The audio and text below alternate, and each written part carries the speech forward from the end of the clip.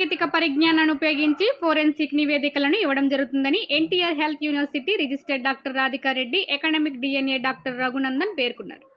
Forensic మెడిసిన్లో సరికొత్త విధానాలు సత్తరించుకుంటున్నాయని NTR health university registered doctor Radhika Reddy, academic DNA doctor Raghunandan పేర్కొన్నారు.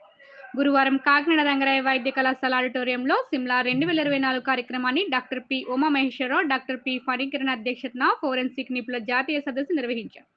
ఈ సందర్భంగా వారు మాట్లాడుతూ కొత్త విధానంలో హత్యలు జరుగుతున్నాయని, దానికి అనుకూలంగా ఫోరెన్సిక్ నిపుణులు నివేదికలు ఇవ్వడం జరుగుతుందన్నారు. 8 రాష్ట్రాల నుండి 491 మంది ఫోరెన్సిక్ నిపుణులు ఈ సమావేశంలో పాల్గొనడం జరిగిందని, 3 రోజుల పాటు ఈ సమావేశాలు కొనసాగుతున్నాయన్నారు. ఈ కార్యక్రమంలో రంగరాయ వైద్య కళాశాల principal doctor Narasimham, GGH superintendent doctor Lavanya Kumari, vice principal doctor Vishnuvardhan, doctor Sasi తదితరులు పాల్గొన్నారు.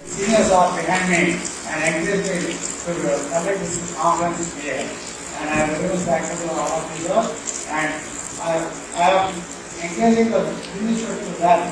I initially officer told me one thing: if you go to the conference, you will definitely have one point which you don't know. That is the truth. That is the message which you will take home. So all the people, please sit patiently and hear patiently and learn patiently. And I am going to very much thankful to the